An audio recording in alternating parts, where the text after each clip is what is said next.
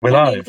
We are live. So, morning, everybody. Those that are watching or watching this back from the live, welcome to our live today. So, we Good recently morning from me as well. Paul, I'm just talking at you. We recently did a poll in our group about what people are struggling with the most or what they need support with, and the biggest thing was getting their first flip. So, there's lots and lots of strategies out there, from title splits to serviced accommodation to HMO. But people want to know about their first flip. I've got a fun fact for you, Steve, actually. Go on then, give us it. What is it? I read a lot of like Money Week magazines and development stuff and property things, obviously, because this is what we do. And actually, I can't remember the percentage, but the percentage of flips have gone down in the country, especially in Yorkshire and Humber, where I live. So I was like, brilliant. That just lowers my competition. So actually, a lot of people are not doing it now, but obviously a lot of people are wanting to get into it. So today we thought me and Steve would have a bit of an informal chat about how to get your first flip, because there's a lot of bullshit out there of what people expect you to do. But obviously me and Steve have done this and I do it in a different way. So yeah. Yeah, I think my number one tip is not to go into estate agents with a box of Krispy Kremes. I fucking hate that. It makes me want to block and delete people as soon as I see that on Facebook. I'm like, especially at Christmas, oh, what, my agent, some donuts. I'm like, oh, what losers. Loser, that's not how to build relationships with estate agents. So patronising, isn't it? Yeah. Yeah, fucking hell. Yeah, done. We've done. Don't do it. So, so the main one for me, I've done training. We've both ran networking events, and I've listened to a lot of people talk. And the main thing they say is it's numbers, but not numbers in the way you would think. So they go, right, go and view 100 properties, offer on 75, you're bound to get one. I haven't got time for that. I don't really care for that approach. So the way I go and get my first flip is I look at hi Christian, I look at what I'm trying to achieve first. So for a flip near me, I live near a city and I live near several towns. I actually focus on the tiny little towns around the city because there's a lot less competition, and also the numbers stack a lot better in terms of capital appreciation and also cash flow if you keep it. So when you do your first flip, I still say have a number of exits because it could go wrong. The intention is to sell, and the intention is not to keep it. However, if you have to keep it because it doesn't sell for whatever reason, or it takes longer than you expect, because I'm not going to say only buy a flip that you can sell in 5 days, because reality doesn't always work like that. So again, look at your numbers. What are you trying to achieve?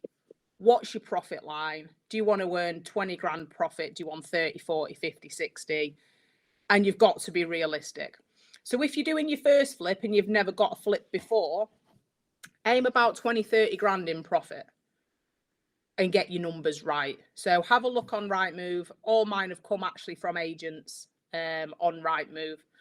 And I have a look at one where I want to invest in. It's always where I can be asked to drive to. I don't bully people on Facebook, but when they go, oh, I've drove 8 hours round trip for a buy to let, I'm like, fucking hell. Like, what? How are you going to manage that property if it's 8 hours away?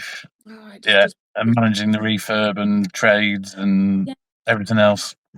Exactly. So for me, it is a numbers game, but also what you want to do is you want a spreadsheet. I've got a spreadsheet that I run the numbers through, and I do the best, worst, and median case scenario of the sell price. So you look for a property, you want it, this sounds mental, you want it to look shit. You want the pictures to be shit. You want to add value to the kitchen, the bathroom. Carpets are a number one giveaway for me. If it's got a patterned carpet, it's a deal. Yeah. And also, sometimes a big clue is if a listing's got no pictures or just a picture of the front of the house. I like them ones. It means that it's going to put people off. Absolutely. The internals. Or they've got a pain in the ass tenant. True. Yeah, they won't allow access. Yeah, and then obviously, and this is a number one tip, and I had a little falling out with somebody about this. I try not to buy properties with a tenant in situ, that requires extensive refurbishment because it just isn't worth it sometimes. No. Yes, you can do it, but there's easier deals to get out there. So you want the numbers to stack. So you really want to, if it's up for, I'll use one me and Ryan are just doing. So we wanted to look in and around Scunthorpe. We got a list of properties. We then crunched the numbers before we went on the spreadsheet and said, right, we would buy these 4 deals. Let's get those 4 deals on a viewing so we can do it in a morning, so we're not flitting about and messing about. So we did it. We got them all in the morning. We offered on all of them because we would have wanted all of them. Oh, no, actually, no, I'm lying. We went to see 4. We offered on 2. We got 1 accepted, and that's the one we've bought. We offered 20 grand below market value just to chance it, and it got accepted. And that was actually off market with the agent. Yeah. Yeah. A lot of it's about building relationships with the agents because that's where people go to sell the properties. Not with doughnuts, though. Not with doughnuts. No. What's your thoughts on sort of letters and sort of posting out, asking people, and obviously walking the area like sort of streets and putting letters through doors? I've got 2 opinions on this. One, if you can be arsed and you've got a lot of time and your gut is saying that is a deal, that's a deal, that's a deal, go for it. If it's your first deal, make it easier for yourself. Go to an agent, go and do your numbers properly and do it that way. I think if you're very creative and you've got a lot of experience and you've got opportunities coming to you, or you see an opportunity, go for it. I think if you're going to do your first deal, make it as easy as possible for yourself because there's a lot of anomalies. I've seen somebody do a very detailed video recently with a lot of holes in the deal, and to a newbie, it looked fantastic. To someone who's experienced, I thought, what a load of bullshit they're talking, because they didn't nail the numbers down properly. And they were saying things like, oh, the refurb might take this long, or I haven't agreed on this price. It's a lease option. And there was just a lot of holes. And I thought, actually, you've got to nail your numbers down before you buy something. You've got to nail your timeline down before you buy something. You've got to nail your exit down. So if you're going to do a flip, you need to know all of these things to be confident, and then have a worst case, best case, and one in the middle. So yeah, I live in a town where there's shitloads of derelict buildings. They would be absolutely stunning. They'd be beautiful. But what you don't see is the fact that the grade 2 listed, they're in a conservation area. The town plan is a nightmare. There's no comparables. So in my town, you could have an absolutely stunning villa that's £600,000 next to a 70 grand terrace house. And that's there's very, very little true comparables in this area. And then we're too far away from the city for that to count as well. There's only 1 illegal HMO in my town. So if you wanting to do a HMO here, the comparables are really, it's a risk. So I'd say, if you're looking for your first flip, de-risk it as much as possible. Yeah, and don't get carried away and just keep adding on another couple of grand until you get offer is accepted. Know your numbers, stick to your numbers, and move on, because there's sort of nothing worse than getting into a deal that doesn't make money. Yeah, and there's contingencies, and I appreciate, like, obviously we're doing a how to find your first deal, but also how to stack it as well. So, like, I've been in a house, and it's like, oh, I'd love to do like the one me and Ryan are buying, for example. It's a big house. It's 3 nice sized bedrooms and 2 reception rooms, and it's a massive house. But the kitchen's tiny. If I was buying it for me, I would extend it and I would knock through and have a big kitchen diner. But we're not. We're buying it for a flip. So you've got to then go, right, who is this aimed at? So we're aiming it for a family with children, for example. So we've deliberately built a fence in the garden for safety.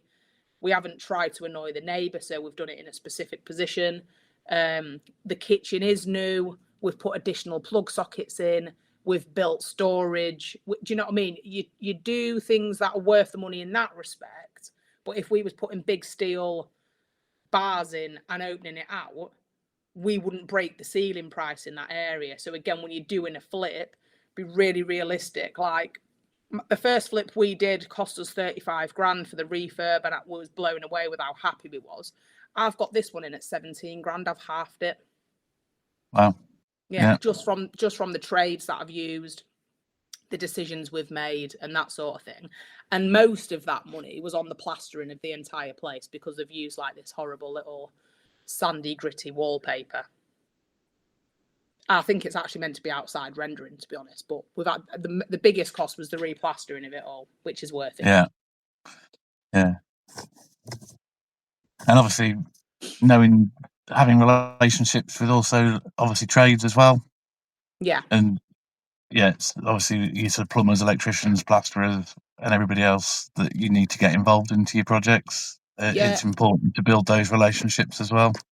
My kitchen fitter fitted the kitchen in 3 days at £120 day rate. I know. Wow. I know. Did he come to Lincoln? Do you know what? He drove 50 minutes to me, and I didn't realise quite where he lived, because he does all our whole stuff. And I went, could you go to Scunthorpe for me? It's only half an hour. He was like, it's a really long way for me. I was like, pay petrol. I'm not bothered. Just please, I trust you. So all of my trades I've got from Lincoln. Some of them, the plasterers from Lincoln. All right. If you ever need him. The plasterers from Lincoln, and the rest are from Hull, and they've met in the middle to do it. Right. Actually, the bathroom fit was from Sheffield, weirdly. Wow. I know. That's a travel. But if you build decent relationships with people, they will travel for you. Yeah. And I haven't bought any of them doughnuts. I just pay them on time. That's the most important thing. Pay them on time. Yeah. But yeah, on that note, that's how you get your first flip. I think we'll probably go into detail on another live. Unless anyone's got any questions or anyone wants us to cover anything specific, then just let us know. Yeah. And if you'd like a template to sort of go through the costs, then I'm sure we'd be happy to sort of share one with you in the Secret Property Club. So just drop a comment and let us know. Yeah, absolutely. And if anyone's got any questions in the meantime, you know where to find us. But yeah, thank you for that. And it's really sunny where you are, Steve, so enjoy that. It's lovely. It's actually quite bright. Oh. Yeah. Cool. Right. See you later, everyone. Thank you very much for joining us. Cheers. And bye from me as well.